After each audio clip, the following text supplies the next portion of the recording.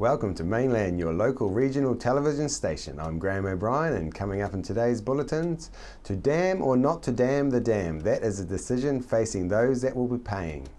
Arrest warrant out for man believed to be in Nelson. Activist talks anti-nuclear.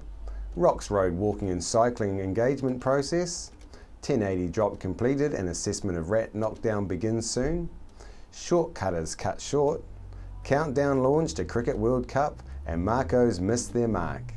The Lee Valley Dam is an expensive project that will cost the Tasman community ratepayers, and it seems the Nelson community will be asked to contribute as well. I went along to get some opinions from ratepayers prior to the council and stakeholders meeting late last week, and also spoke to Tasman Deputy Mayor Tim King. Well, we must have the dam. I need to say that right up front. There's no two ways about that. But neither of the present options that have been offered are viable or are affordable, so there has to be another way. The dam's probably the best option that's going at the time. Anything else would be even more expensive. But the option that's to be considered must include the Nelson City Council, and it must include the government as contributors to the thing, because it's in the nation's interest and the wider district interest, not just the Tasman district interests. Our stance is that the dam is unaffordable. Completely. It has been given top priority by council without really consulting with people, only until this point. The options that they have given, the two of them, basically are, as I said, unaffordable. They are unbalanced, and we've calculated that there will be about $6.5 million per year sucked out of the economy just to pay the interest and principal on the loans. People say it's a good idea, but actually, unfortunately, the cost of the dam is going to be very expensive for a lot of people on the plains, and there are potentially other problems associated with the dam. I also have the same concerns, mainly economic. For myself and my partner in particular, it's a 160 to 215% increase in our rates. That's what we've got to look forward to. The problem we have is the council have failed to tell us what the issue is. The issue simply is that the government's changed the rules. They've changed the rules in that now the Waimea River is going to have a much higher minimum flow, and as a result we're all going to be short of water. So the question is not whether we need to get water from somewhere, it's how we store it. So do we all store it on our own property, or do they store it in a dam? There's too much been said, and what's been said isn't succinct enough. We live in a country where we've just voted for a government based on who we'd rather have a beer with, and they need to simplify the message. Every article that comes out is just words and words and words, and there's too many, and the message is missing the point. If we don't use any more water, surely things can just carry on as they are. Maybe you can give us your ideas on this. Yeah, I think that's probably one of the most common things that people say, things are working okay, aren't they? Why do we need to change? If that was the situation and what we were faced with was a decision between whether we stick with the status quo or build a dam, I don't think we'd be having this discussion. The fact is that we do have to change what we're doing. With the change in legislation, the advent of the National Policy Statement, the Council is required to look at the issues of over-allocation and water quality.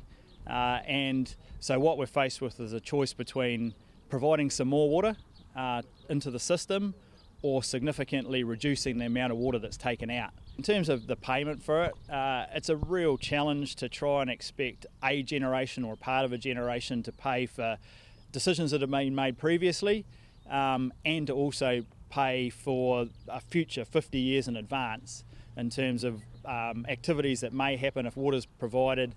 We're not sure what they will be or who will undertake those in the future, but expecting one generation to pay is a huge challenge, and that's why most of the focus in this discussion is around payment. Who pays, how much, over what period. We're strongly of the view that there's a role for the government to play, particularly in that future percentage, which is a significant component. And so we're in discussions with them, and certainly would hope to get a positive outcome out of that. Excellent. Well, thanks very much for having the community consultations, and that's what it's all about. So thanks very much. Thanks very much. And there's to be another public meeting being held by former Tasman mayoral candidate Max Clark for people concerned about this project. Nelson Police have issued a warrant for the arrest of Tūmakiri's Sean Wiki. It is likely he is somewhere in the Nelson area. If you have any information on Wiki's whereabouts that may assist police in locating him, please call the Nelson Police on 03 546 3840 or Crime Stoppers to give information anonymously on 0800 555 111. Marie Ledbetter is in her late 60s and is known as a long-time activist on peace issues and part of New Zealand's anti-nuclear movement. She received a security intelligence service file on her past dated from the age of 10, becoming an early target because of her Christchurch parents, Elsie and Jack Locke, who were prominent members of the New Zealand Communist Party and community activists. One of Ledbetter's siblings is Green MP Keith Locke. Marie was in Nelson this weekend as part of the Nelson Arts Festival, talking about how New Zealand became nuclear free and Nelson's part in it.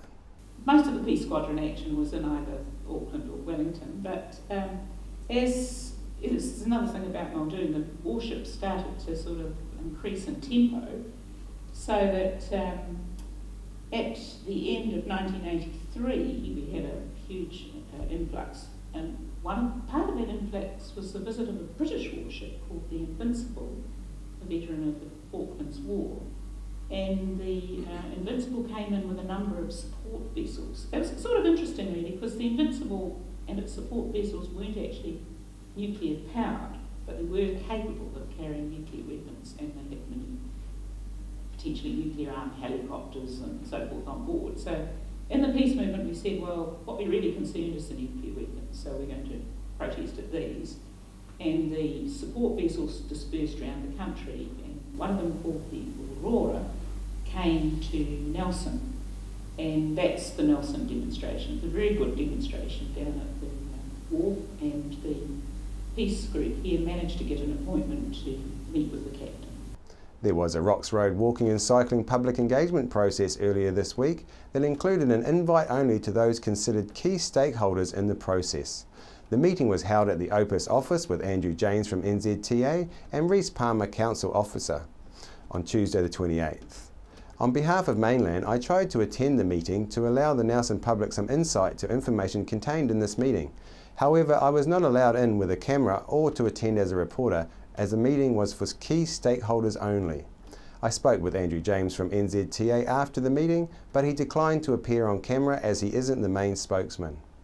All that we could learn was that from feedback received on the other two concepts, this third concept has been developed but not made public until 2 days before the council meeting on Thursday the 30th. We hope to bring you more on this mystery third concept from the council meeting. At time of going to air, a press release had not been issued. Last week, the Department of Conservation completed its battle for our birds' pest control in the Maruia Valley and adjoining areas to protect native wildlife from rat and stoat plagues, with aerial applications of cereal baits containing biodegradable 1080 pesticide taking place over about 81,000 hectares in the Maruia Valley and Glenroy, Upper Grey and Inangahua river catchments.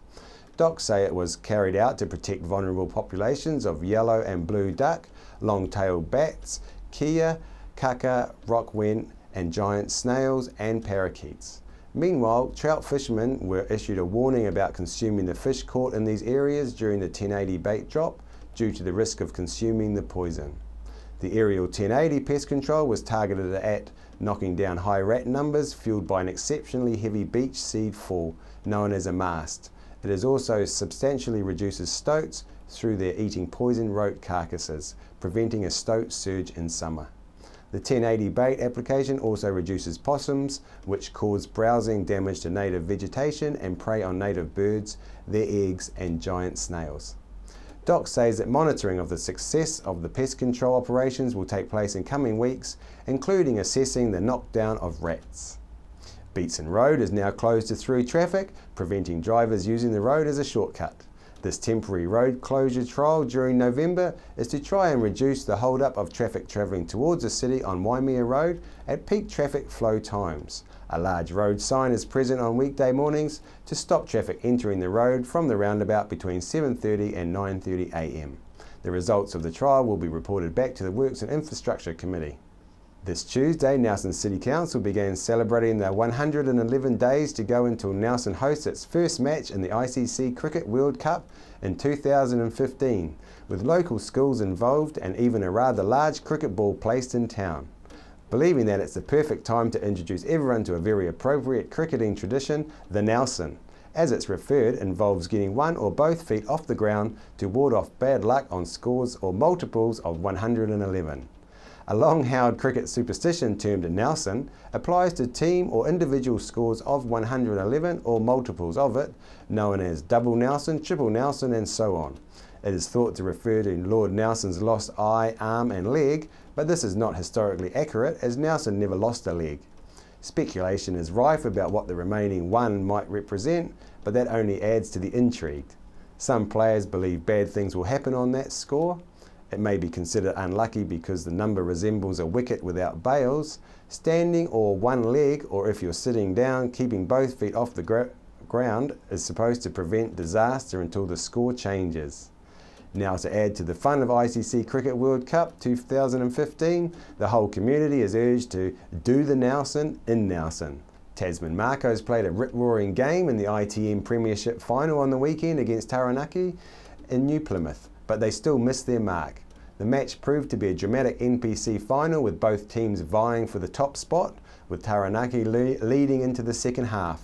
A mixture of bad bounces and intercept pass added to that the brilliant goal kicking by Taranaki took the game from the Marcos' jaws, leaving them 4 points behind after a failed penalty kick at the final whistle. Taranaki took their first NPC final by 36 points to 32. After the break, we'll bring you the latest weather update and some events and happenings coming up from around the region.